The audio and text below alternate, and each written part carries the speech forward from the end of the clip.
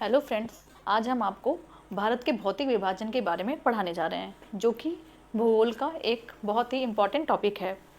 तो सबसे पहले भारत के भौतिक विभाजन को समझने से पहले हम ये जानेंगे कि भारत की धरती कैसी है। ठीक है, क्योंकि भारत की धरती ही भारत की जलवायु, भूमि, नदियाँ, वहाँ के जनजीवन, खेत खलियान आदि को प्रभावित करती है। तथा जब हम भारत के भौतिक विभाजन को पढ़ेंगे और समझेंगे, तभी हम जान पाएंगे कि भारत के किस भाग में किस तरह की बसावट है, वहाँ का रहन सहन कैसा है, वहाँ का खान पान और वहाँ का पहनावा कैसा है। तो इस प्रकार हम कह सकते हैं कि जो भारत की भू आकृतिक खंड है या भारत का भौतिक विभाजन है, वो भारत की स्थिति को दर्शाता है तथा जिससे भारत मिलकर बना है। ठीक है, तो इस प्रकार आज हम भारत के भौतिक विभाजन को ना केवल समझेंगे, ना केवल पढ़ेंगे, बल्कि इसको अच्छी तरीके से समझेंगे भी, ताकि हम भारत की स्थिति को अच्छे से जान पाएँ कि कहाँ पे किस तरीके की जलवायु पाई जाती है और वहाँ पर उद्योग धंधे या वहाँ के लोगों का कैसा व्यवसाय है, इसके बारे में भी हमें अच्छी जानकारी मिलती है। ठीक है, चलिए फिर स्टार्ट करते हैं भारत के भू आकृतिक खंडों को। तो सबसे पहले भारत के जो भू आकृतिक खंड है उनको 5 भागों में, 5 भागों में, और अगर द्वीप समूहों को जोड़ दिया जाए तो 6 भागों में बांटा गया है। तो इसमें हम इन्हीं 6 भागों से हम भारत की जलवायु, वहाँ की मिट्टी, वहाँ के रहन सहन तथा यहाँ इन क्षेत्रों में किस प्रकार की ट्राइब्स या जनजातियाँ पाई जा रही हैं, इसके बारे में जानकारी मिलेगी तथा ये पूरे भारत को दर्शाता है। ठीक है, तो भारत की भू आकृतिक खंड कौन कौन से होते हैं? तो सबसे पहले कौन सा है? उत्तर एवं उत्तरी पूर्वी पर्वत श्रेणी। ठीक है, तो मैं एक बार इंडिया का मैप बना देती हूँ।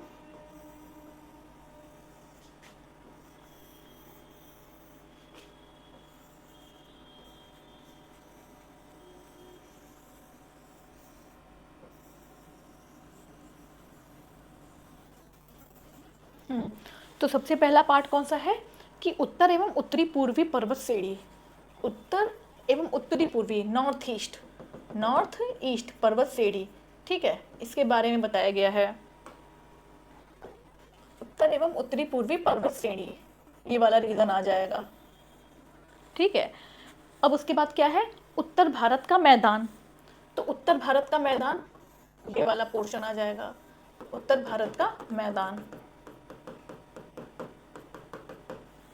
अब हमें क्या पढ़ना है? प्रायद्वीपीय पठार।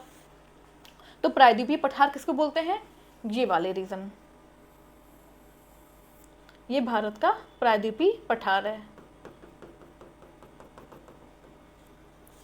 अब आएगा भारतीय मरुस्थल। तो आपको पता होगा कि भारत में एक ही मरुस्थल है, वो कौन सा है? थार मरुस्थल। ठीक है, तो थार मरुस्थल कहाँ पे है? राजस्थान में। ओके, ये गुजरात हो गया और इसके ऊपर वाला जो क्षेत्र हो गया वो राजस्थान हो गया यहाँ पे। तो यहाँ पे कौन सा है? थार मरुस्थल, थार डेजर्ट। ठीक है, अब क्या आएगा? तटीय मैदान, मतलब कोस्टल एरियाज। ठीक है, तो ये वाले जो पोर्शन हो गया तटीय मैदान हो गया, जो आपने शायद पहली क्लास में पढ़ा होगा कि कितना है ये, 15,200 किलोमीटर समथिंग एरिया है, ये भारत का तटीय मैदान है। ठीक है, और यहाँ पे अंडमान निकोबार द्वीप समूह ऐसे करके है। तो सबसे लास्ट में कौन सा है? द्वीप समूह, तो है अंडमान निकोबार द्वीप समूह, ये वाला।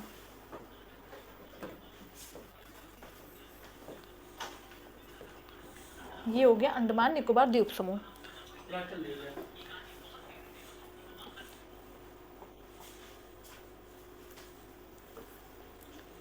तो इस तरह हम भारत के भू आकृतियों को मुख्यतः 6 भागों में बांट सकते हैं। कौन कौन सा हो गया? उत्तर भारत का मैदान या पूर्वी भाग, उत्तर पूर्वी भाग। इसके बाद कौन सा आएगा? उत्तर भारत का मैदान। ठीक है, फिर कौन सा आएगा? प्रायद्वीपीय पठार। ठीक है, और मरुस्थलीय भाग, तटीय मैदान, और सबसे लास्ट में क्या पड़ेगा हम लोगों का? द्वीप समूह। ठीक है, अब हम इसके जो 6 भाग हैं उसके एक एक भाग को बहुत अच्छी तरह पढ़ेंगे, तो जानेंगे कि वहाँ पे किस तरीके की मिट्टी या वहाँ का जनजीवन किस तरीके का है। ठीक है, तो सबसे पहले कौन सा पढ़ेंगे हम लोग? उत्तर भारत का मैदान, नहीं सॉरी, उत्तर एवं उत्तरी पर्वत श्रेणियाँ, फर्स्ट पार्ट। ठीक है, तो अब ये क्या है कि कहाँ कहाँ फैला हुआ है? तो जम्मू कश्मीर, अब देखिए लिखा है जम्मू कश्मीर से लेकर अरुणाचल प्रदेश तक, ठीक है, जम्मू कश्मीर से लेकर के अरुणाचल प्रदेश तक। तो ये जम्मू कश्मीर वाला रीजन हो गया, और जम्मू कश्मीर वाला रीजन ये हो गया, और अरुणाचल प्रदेश यहाँ है। तो लिखा है कि उत्तर एवं उत्तरी पूर्वी पर्वत श्रेणियाँ जो हिमालय में है, ये कहाँ तक फैली है, ये जम्मू कश्मीर से लेकर के अरुणाचल प्रदेश तक आई हुई हैं, ठीक है। और ये इसका मतलब और इसकी कितनी लेंथ है, ये लगभग 2500 किलोमीटर तक लंबा फैलाव है, ठीक है। उत्तर एवं उत्तर पूर्वी पर्वत श्रेणियाँ कहाँ से, जम्मू कश्मीर से लेकर के अरुणाचल प्रदेश तक फैली हुई हैं, और कितने किलोमीटर लंबी है, 2500 किलोमीटर तक फैली हुई हैं, ठीक है। और इसका निर्माण किस काल में हुआ था, टर्शियरी काल में हुआ था। उत्तर एवं उत्तरी पूर्वी पर्वत श्रेणियों का निर्माण कब हुआ था, टर्शियरी काल में हुआ था, और इसकी लेंथ कितनी है, ये लगभग 2500 किलोमीटर तक लंबी है।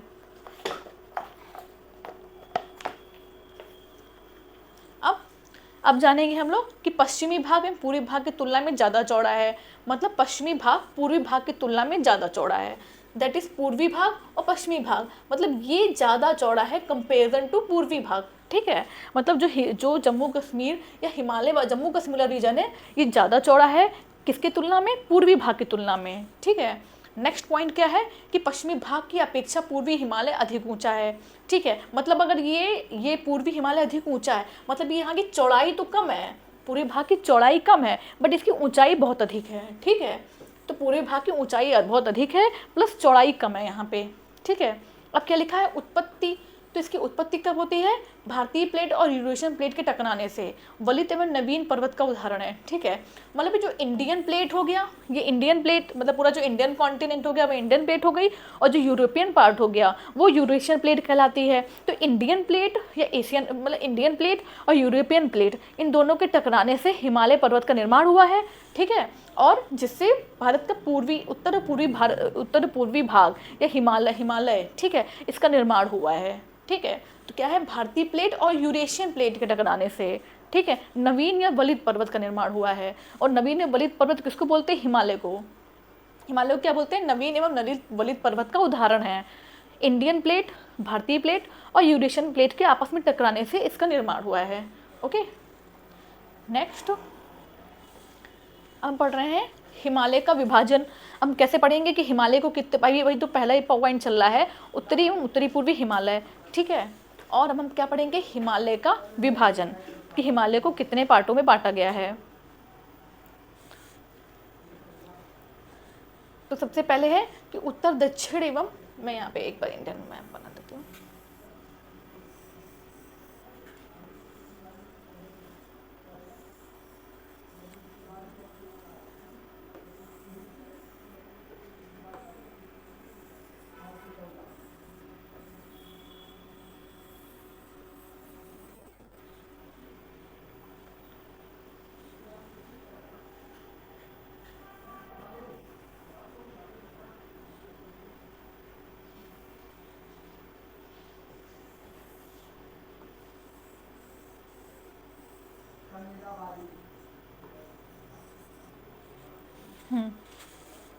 तो अब हम क्या पढ़ेंगे कि हिमालय का विभाजन, हिमालय के विभाजन कितने भागों में हुआ है।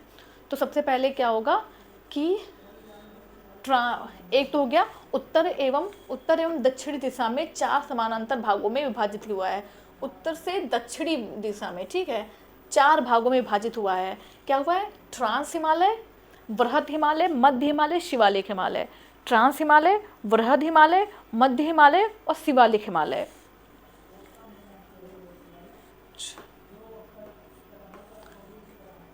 ट्रांस हिमालय, वृहद हिमालय, मध्य हिमालय, शिवालिक हिमालय, ठीक है। अब ट्रांस हिमालय, वृहद हिमालय, मध्य हिमालय, शिवालिक, ऐसे लगा देंगे।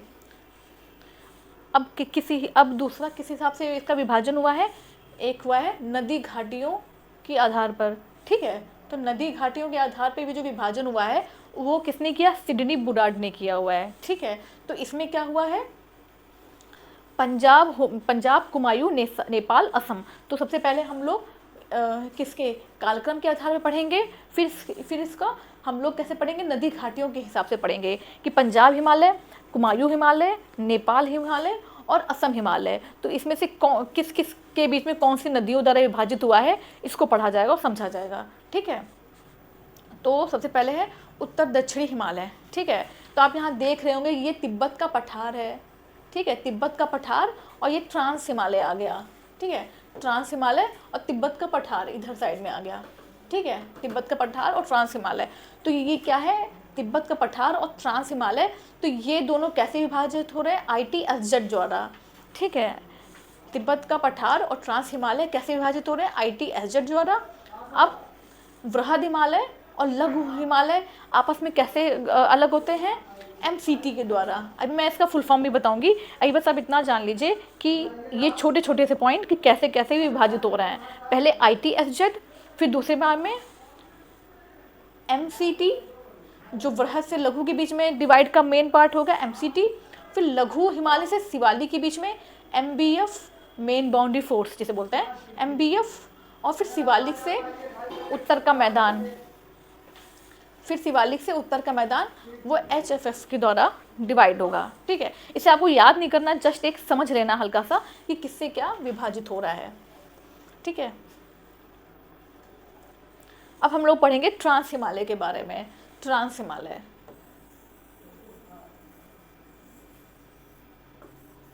ट्रांस हिमालय सबसे पहले इधर ही आएगा। ठीक है, ट्रांस हिमालय या वृहद हिमालय के उत्तर में है। ठीक है, ट्रांस हिमालय, वृहद हिमालय, मध्य हिमालय, शिवालिक हिमालय। ठीक है, तो ट्रांस हिमालय के बारे में क्या बोला गया है, जब वृहद हिमालय के उत्तर में है। ठीक है, यानी कि ट्रांस हिमालय के बाद में वृहद हिमालय आता है, तो वृहद हिमालय के जो सबसे ऊपर होगा वो उत्तर या नॉर्थ दिशा ही होगी ना। तो कह रहे हैं कि ट्रांस हिमालय क्या है कि वृहद हिमालय के उत्तर में है, और इसका निर्माण हिमालय से भी पहले हुआ है। मतलब जो ट्रांस हिमालय बना हुआ है वो हिमालय के निर्माण से भी पहले बना हुआ है। ठीक है, तो क्या है, इसका निर्माण हिमालय से भी पहले बना हुआ है, और इसकी सर्वोच्च चोटी गार्डविन आश्रय K2 बोली जाती है। ठीक है, मतलब जो K2 है, जो सबसे हिमालय की सबसे ऊंची चोटी है K2। ठीक है, पर वो इंडिया में नहीं है, तो क्या बोलते हैं, ये ट्रांस हिमालय या हिमालय की सबसे ऊंची चोटी है। ठीक है, K2 या गार्डविन आश्रय भी बोलते हैं इसको। ठीक है, अब क्या है कि भारत की सबसे ऊंची और विश्व की दूसरी सर्वोच्च चोटी है। ये भारत की सबसे ऊंची है। ओके, जो K2 है वो भारत की सबसे ऊंची चोटी है और विश्व की दूसरी सर्वोच्च चोटी है।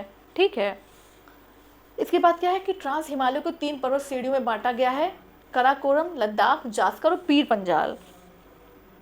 इसको शॉर्टकट में कैसे पढ़ेंगे, कल PDF लेने जाएंगे कराकोरम, लद्दाख कल जाएंगे PDF लेने। ठीक है, तो कराकोरम, लद्दाख, जास्कर, है ना, उसके बाद पीर पंजाल।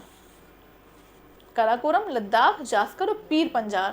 तो अगर हम लोग ये क्रम याद रहेगा तो उसको हम लोग नॉर्थ टू साउथ या साउथ टू नॉर्थ, जैसे भी जिस क्रम में पूछा जाएगा उसको आसानी से लगा सकते हैं। ठीक है, कराकोरम, लद्दाख, जास्कर, पीर पंजाल, ये क्रम। अब इसके क्या क्या महत्वपूर्ण बिंदु हैं कि K2 या गार्डविन आश्रय कराकोरम श्रेणी में ही स्थित है। ठीक है, तो K2 कराकोरम में क्या है, K2 भी स्थित है।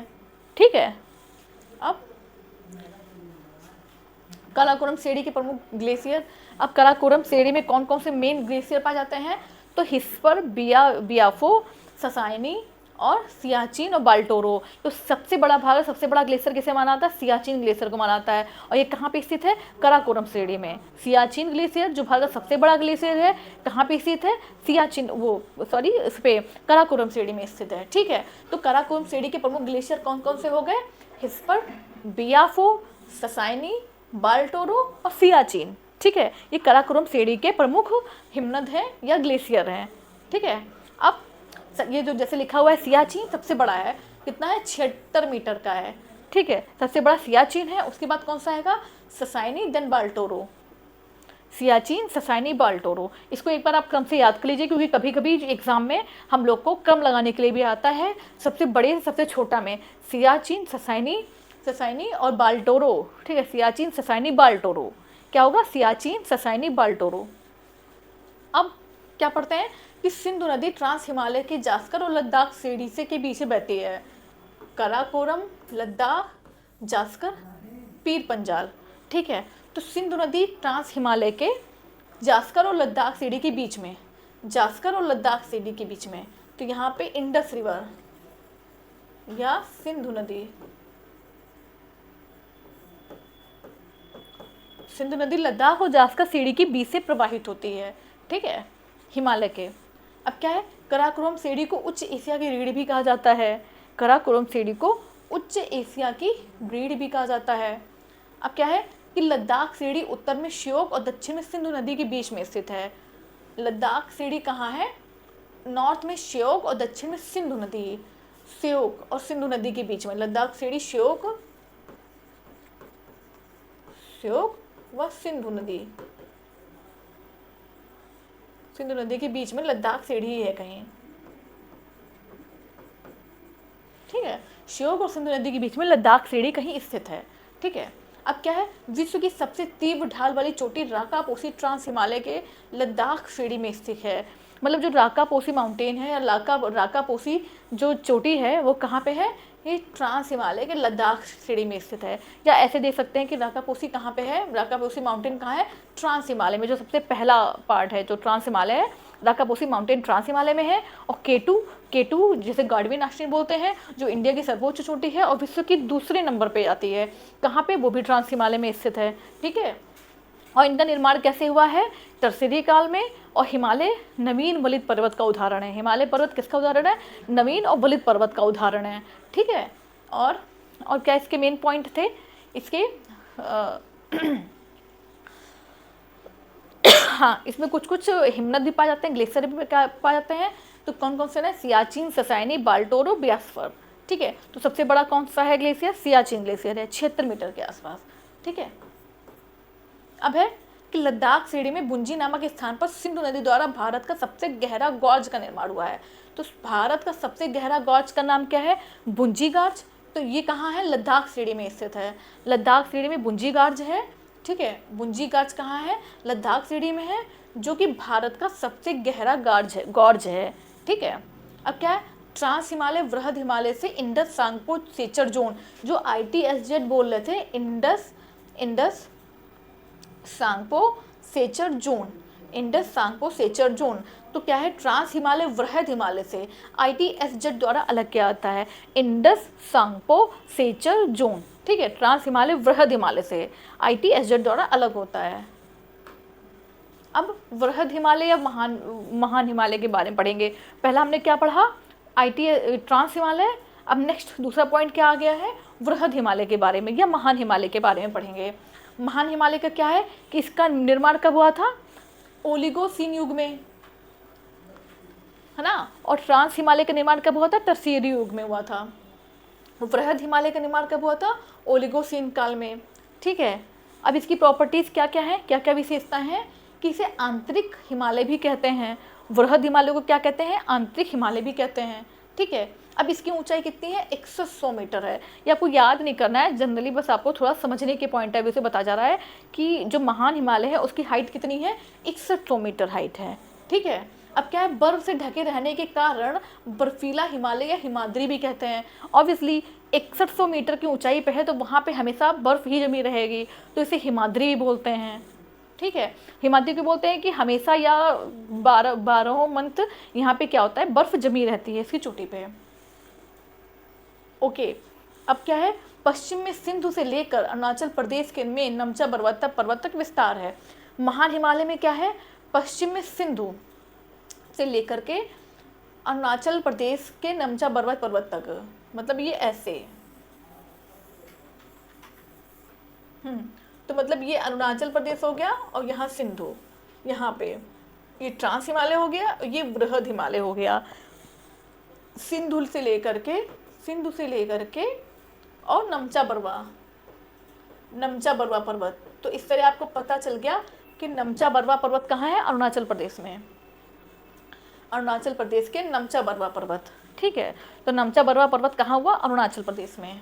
अब है यह हिमालय की सबसे प्राचीन और सतत श्रृंखला है, हिमालय की सबसे प्राचीन और सतत श्रृंखला है नमचा बरवा पर्वत, ठीक है। या वृहद नहीं, ये जो वृहद हिमालय है, हिमालय की सबसे प्राचीन और सतत श्रृंखला है, मतलब कहीं टूटी फूटी नहीं है, लगातार श्रेणी में आती गई है ये, ठीक है। अब क्या पढ़ेंगे कि विश्व की सबसे उच्च चोटी माउंट एवरेस्ट भी इसी पर्वत श्रेणी में स्थित है। माउंट एवरेस्ट महान हिमालय या वृहद हिमालय में है और केटू किस में था? केटू ट्रांस हिमालय में था। अब है विश्व की सबसे ऊंची चोटी सबसे ऊंची चोटी माउंट एवरेस्ट हो गया, और सेकंड नंबर पे क्या आ रही थी, K2 आ रही थी। तो सबसे ऊंची चोटी माउंट एवरेस्ट महान हिमालय पे है, जो नेपाल में अवस्थित है, जिसे नेपाल में सागर माथा के नाम से भी जाना जाता है। हिमालय पर्वत श्रेणी को माउंट एवरेस्ट को नेपाल में सागर माथा के नाम से भी जाना जाता है, जो कि महान या वृहद हिमालय में स्थित है, जो कि सबसे ऊंची पर्वत चोटी है। और सेकंड नंबर पे कौन चोटी आती है, K2, जो कि ट्रांस हिमालय में स्थित है। ओके, अब क्या है, वृहद हिमालय के पूर्वी भाग में पश्चिमी भाग की अपेक्षा हिमरेखा ऊंची है। वृहद हिमालय में पूर्वी भाग की अपेक्षा पूर्वी भाग में पश्चिम भाग की अपेक्षा हिमरेखा ऊंची है। अब क्या है कि ये पूर्वी भाग में, वृहद हिमालय में पूर्वी भाग ज़्यादा ऊंचा है। और अभी आपने ट्रांस हिमालय में पढ़ा था, ट्रांस हिमालय में क्या था कि जो पूर्वी भाग है वो पूर्वी भाग क्या है, चौड़ा कम था बट ऊंचाई ज़्यादा बता रहे थे। अब यहाँ क्या है, वृहद हिमालय के पूर्वी भाग में पश्चिम भाग की अपेक्षा हिमरेखा ऊंची है। ठीक है, यहाँ पे हिमरेखा की बात की जा रही है। तो महान हिमालय में हिमरेखा पूर्वी भाग में ज़्यादा ऊंची है, क्योंकि पूर्वी हिमालय विषुवत रेखा से अपेक्षाकृत नज़दीक है। अब वृहद हिमालय की प्रमुख चोटियों के बारे में पढ़ेंगे कि वृहद हिमालय में कौन कौन सी प्रमुख चोटियाँ पाई जाती है। अभी हम लोगों ने ट्रांस हिमालय में क्या क्या पढ़े थे, ग्लेशियर्स पढ़े थे, सियाचिन, ससाइनी, बासफोरो, ठीक है, ये सब पढ़े थे। अब हम लोग महान हिमालय में क्या पढ़ेंगे कि महान हिमालय में कौन कौन सी मेन पर्वत चोटियाँ पाई जाती हैं। तो कौन कौन सी पर्वत चोटियाँ मिलती हैं,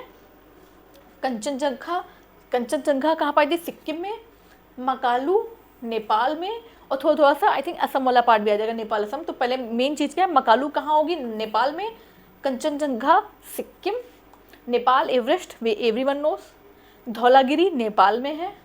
ये हिमालय की या महान हिमालय में जो प्रमुख चोटियाँ पाई जाती हैं वो हैं धौलागिरी नेपाल में, अन्नपूर्णा, नंदा देवी उत्तराखंड, और नंगा पर्वत कहाँ पाया जाता है, जम्मू एंड कश्मीर में पाया जाता है, और बंदरपुछ उत्तराखंड में। बंदरपुछ श्रेणी तो आप ऐसे पढ़ सकते हैं, कंचनजंगा मकालू एवरेस्ट, अन्नपूर्णा, नंदा देवी उत्तराखंड, नंगा पर्वत। आपको इसका क्रम भी लगाने के लिए आता है कि पूर्व से पश्चिम की ओर क्रम लगाइए। तो कैसे करेंगे कि कंचनजंगा, मकालू, एवरेस्ट, अन्नपूर्णा, नंदा देवी, बंदरपुछ, नंगा पर्वत। तो सबसे लास्ट में नंगा पर्वत होगा जो पश्चिम साइड में होगा। सबसे पूर्वी भाग में कौन सा होगा, मकालू से स्टार्ट करेंगे, मकालू, और कंचनजंगा सिक्किम। सबसे पूर्वी भाग में कंचनजंगा सिक्किम है, ठीक है। तो कंचनजंगा से स्टार्ट करेंगे और नंगा पर्वत तक जाएंगे, और एक बीच का नाम याद रख लेंगे, Kanchenjunga Makalu Mount Everest, Kanchenjunga Makalu Mount Everest, Annapurna, Nanda Devi, Bandarpunch और नंगा पर्वत, ठीक है, ये क्रम होगा। अब क्या है, ऊंचाई के आधार पर क्रम बताइए।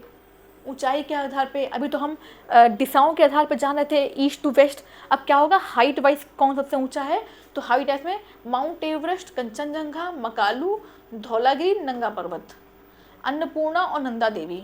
तो सबसे ऊंचा कौन सा हो गया, Mount Everest, then Kanchenjunga, Makalu और धौलागिरी। एक 4 तक याद कर लेता है, माउंट एवरेस्ट, कंचनजंगा, मकालू और धौलागिरी, माउंट एवरेस्ट, कंचनजंगा, मकालू और धौलागिरी।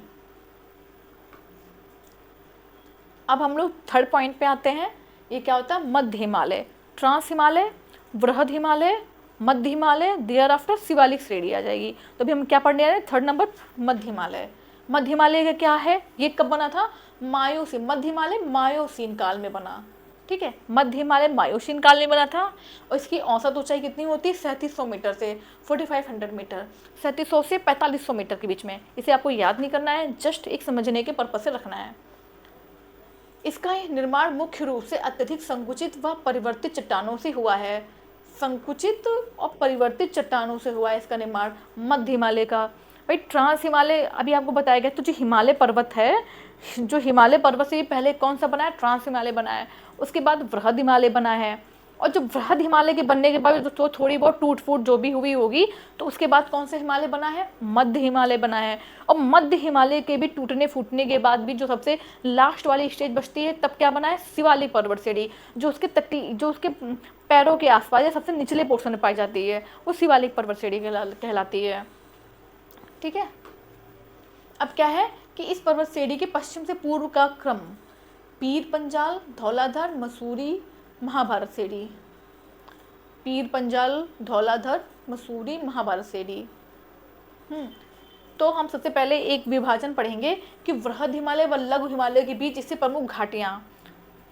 तो सबसे पहले कौन सी ये घाटियाँ पूछी जाती है कि कौन सी घाटी कहाँ पे है। तो सबसे पहले कश्मीर घाटी। कश्मीर घाटी तो नाम से ही ऐसे आप ना जान सकते कश्मीर घाटी कहाँ होगी, जम्मू कश्मीर में होगी। देन आफ्टर लाहौल स्पीति, जो स्पीति वाले टाइप के नाम होंगे कहाँ होंगे, हिमाचल प्रदेश में आते हैं। देयर आफ्टर कुल्लू एवं कांगड़ा घाटी। कुल्लू और कांगड़ा घाटी कहाँ जाएगी, हिमाचल प्रदेश में जाएगी। कुल्लू कांगड़ा हिमाचल प्रदेश, स्पीति हिमाचल प्रदेश, और कश्मीर घाटी as know you Jammu and Kashmir. और काठमांडू तो ये नेपाल से, तो काठमांडू तो नेपाल की राजधानी ही है। अब है MBF fault, main boundary fault. तो ये क्या है, लघु हिमालय को शिवालिक, शिवालिक और लघु हिमालय को आपस में अलग करता है। Main boundary fault, main boundary fault क्या होता है, जो लघु हिमालय और शिवालिक हिमालय के बीच में पड़ता है, इन दोनों को अलग करता है। ठीक है। अब है कश्मीर घाटी में, अब एक कश्मीर घाटी में कुछ प्रॉपर्टीज़ हैं कि कश्मीर घाटी में कुछ प्रॉपर्टीज़ है। तो क्या है यहाँ पे, एक कश्मीर घाटी में करेवा नामक संरचना पाई जाती है, करेवा नामक। तो अभी इसका करेवा का क्या इंपॉर्टेंस है कि करेवा केसर जाफरान जिसे बोलते हैं कि खेती के लिए प्रसिद्ध है। करेवा हिमानी निक्षेप द्वारा निर्मित संरचना है।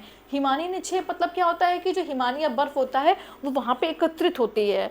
ठीक है, तो उससे बना जो संरचना है वो करेवा कहलाती है।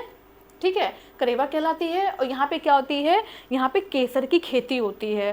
ठीक है, तो इसलिए प्रसिद्ध है केसर। ठीक है। अब क्या, लघु हिमालय के ढाल पर छोटे छोटे घास के मैदान पाए जाते हैं, जिन्हें ही ये बुग्याल हो गया या कश्मीर घाटी में जो मतलब बुग्याल हो गया और गुलमर्ग हो गया, ये सब छोटे छोटे घास के मैदान होते हैं जो इनके नाम होते हैं। अब इन घास के मैदानों के नाम देखिए। कश्मीर में कौन कौन से घास के मैदान हैं, उत्तराखंड में। तो कश्मीर में जो घास के मैदान पाए जाते हैं उन्हें हम लोग मर्ग कहते हैं। कश्मीर जैसे माँ से जान सकते हैं, कश्मीर में घास के मैदानों को किससे से डिनोट करते हैं, मर्ग से। तो वो कौन कौन से होते हैं, सोनमर्ग, गुलमर्ग। ठीक है, कश्मीर में सोनमर्ग, गुलमर्ग। और उत्तराखंड में क्या होते हैं, बुग्याल या पयार कहलाते हैं। उत्तराखंड में घास के मैदानों को क्या बोलते हैं, बुग्याल या पयार। और कश्मीर में क्या बोलते हैं, मर्ग, सोनमर्ग, गुलमर्ग। और बुग्याल पयार उत्तराखंड में बोलते हैं। पशु चारण के लिए प्रसिद्ध हैं। ऑब्वियसली पशु को छोटी छोटी घास की खानी होती है या चारा खाना होता है, तो उनके लिए घास के मैदान सबसे ज़्यादा महत्वपूर्ण होते हैं। भोटिया एवं बकरवाल जनजाति पशुचारण करती है। अब ये है कि यहाँ पे कुछ जनजातियाँ भी पाई जाती हैं जिनका मुख्य काम क्या होता है, पशुचारण करना होता है। और ये क्या होता है, ये सब कुछ घुमंतु जनजातियाँ भी होती हैं कि इनका मतलब कहीं एक ठिकाना नहीं होता है। ये लोग जहाँ जहाँ पे घास के मैदान या जहाँ इनको उनके पशुओं का चारा मिलता है उसी के हिसाब से ये माइग्रेट करते रहते हैं। ठीक है, तो यहाँ पे उत्तराखंड की प्रमुख जनजातियाँ कौन सी हैं, भोटिया और बकरवाल। उत्तराखंड की सबसे बड़ा बुग्याल बेदनी बुग्याल है। ठीक है, इतना अंदर नहीं जाना। अब क्या है कि लघु हिमालय में अनेक पर्यटन स्थल भी हैं। तो लघु हिमालय में कौन कौन से पर्यटन स्थल है, शिमला, मसूरी, नैनीताल, दार्जिलिंग। लघु हिमालय में शिमला हो गया, मसूरी हो गया, नैनीताल हो गया, दार्जिलिंग। ये किसमें, लघु हिमालय में है। शिमला भी है, मसूरी, जितने भी हम लोग सुनते हैं नाम जनरली जो लोग जाते हैं, शिमला हो गया, मसूरी हो गया, नैनीताल हो गया और दार्जिलिंग हो गया। ठीक है। अब सबसे लास्ट पार्ट पढ़ेंगे शिवालिक, जो सबसे टूटा फूटा या सबसे ज़्यादा इरोजन से बना हुआ होता है। ये टोटली धरातल पे आ जाता है। यहाँ पे आपको जो नदियाँ हैं, नदियों का भी आपको कुछ कुछ अंश दिखेगा, नदियों का पानी भी जा रहा होगा। प्लस यहाँ आपको ह्यूमन एक्टिविटीज़ या मानव की हस्तक्षेप भी दिखेंगे। कुछ वहाँ पे उनके बसावट या रहन सहन का पता भी चलेगा। और यहाँ आपको मानव के अवशेष या पेड़ पौधे भी अधिक मात्रा में दिखाई पड़ेंगे। कहाँ पे, शिवालिक श्रेणी में, क्योंकि ये जमीन के सबसे नियरेस्ट या धरती से लगा हुआ पार्ट है। ठीक है, तो शिवालिक शब्द की उत्पत्ति देहरादून के नज़दीक शिवावाला में पाए जाने वाले भूगर्भिक संरचना से हुआ है। इतना नहीं जानना। ठीक है, ये जानिए कि कब बना, प्लीस्टोसीन युग में बना था। शिवालिक कब बना, प्लीस्टोसीन युग में बना। अब है कि यह हिमालय की नवीनतम पर्वत श्रृंखला है। भाई सबसे बाद में यही बना। सबसे पहले ट्रांस हिमालय, वृहद हिमालय, लघु हिमालय, देयर आफ्टर शिवालिक पर्वत श्रेणी। ठीक है, तो ये सबसे बाद में घिसते घिसते टूटते फटते सबसे लास्ट में कौन सी श्रेणी बनी है, शिवालिक पर्वत श्रेणी। ठीक है, अब क्या है कि हिमालयी नदियों द्वारा लाए गए अवसादों के निक्षेपण और उनसे फोल्डिंग या वलन के कारण इसका निर्माण हुआ है। कि जो हिमालय में बहुत सारी नदियाँ बहती हैं, सिंधु, झेलम, चिनाब, रावी, व्यास, सतलज, ये सब भी जितनी भी श्रेणियाँ बनती इस नदियाँ हैं, इनकी द्वारा जो भी अवसाद लाया जा रहा है उसका कुछ या कई सारा पोर्शन क्या होता है कि ये शिवालिक पर्वत श्रेणियों में जमा हो जाता है। ठीक है, इसकी औसत ऊंचाई कितनी होती है? 1500 से 2000 मीटर चौड़ाई। ठीक है, शिवालिक और लघु हिमालय के बीच समतल संरचना घाटियां पाई जाती हैं। ठीक है, अब क्या है कि शिवालिक और उत्तर के मैदान को हिमालय फ्रंटल फॉल्ट, शिवालिक और उत्तर के मैदान से। अब देखो शिवालिक के बाद उत्तर का मैदान आता है ना, तो शिवालिक और उत्तर मैदान को कौन अलग कर रहा है? हिमालयन फ्रंटल फॉल्ट, HFF अलग कर रहा है।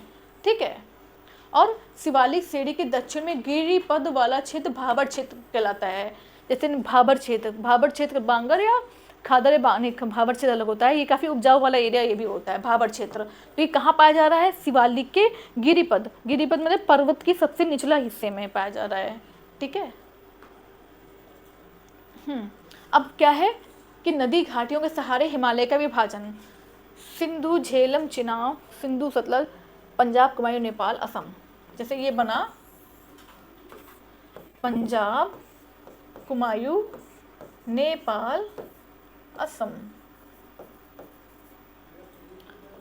सिंधु से सतलज,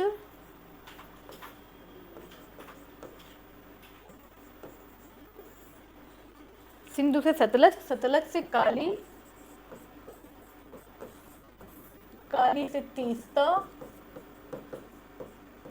तीस्ता से ब्रह्मपुत्र।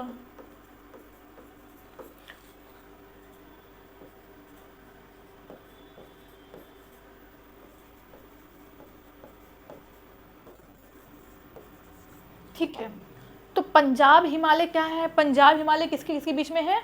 पंजाब हिमालय सिंधु से सतलज के बीच में पंजाब हिमालय, सिंधु से सतलज के बीच में पंजाब हिमालय, इन दो के बीच में पंजाब हिमालय, कुमायूं हिमालय, सतलज नदी से काली नदी के बीच में क्या होता है? कुमायूं हिमालय। ठीक है, पंजाब, कुमायूं और नेपाल हिमालय काली से तीस्ता नदी के बीच में, काली नदी से तीस्ता नदी के बीच में कौन सा होता है? नेपाल हिमालय। ठीक है, और असम हिमालय तीस्ता से ब्रह्मपुत्र नदी के बीच में, तीस्ता से ब्रह्मपुत्र नदी के बीच में कौन सा होता है? हिमालय, असम हिमालय। पंजाब, कुमायूं, नेपाल, असम, सिंधु, सतलज, काली, तीस्ता, ब्रह्मपुत्र। सिंधु से सतलज के बीच में पंजाब हिमालय, सतलज से सिंधु, सतलज, काली, सतलज से काली के बीच में कौन सा पड़ेगा? कुमायूं हिमालय। काली से तीस्ता के बीच में क्या होता है? नेपाल हिमालय। और तीस्ता से ब्रह्मपुत्र के बीच में कौन सा हिमालय पड़ेगा? असम हिमालय पड़ेगा। तो ये बहुत इंपॉर्टेंट क्वेश्चन है, आपने PYQ में भी देखा होगा कि ये पूछते हैं कि पंजाब हिमालय किन किन नदियों के बीच में है, सिंधु से सतलज के बीच में हो गया, या कुमायूं हिमालय किन के बीच में पाया जा रहा है। ठीक है, तो ये आपको हमेशा मेमोराइज होना चाहिए कि किन किन नदियों के बीच में कौन कौन सा हिमालय पाया जा रहा है। ओके, अब क्या है, नदियों के क्रम को याद रखने की ट्रिक से शक्ति दी।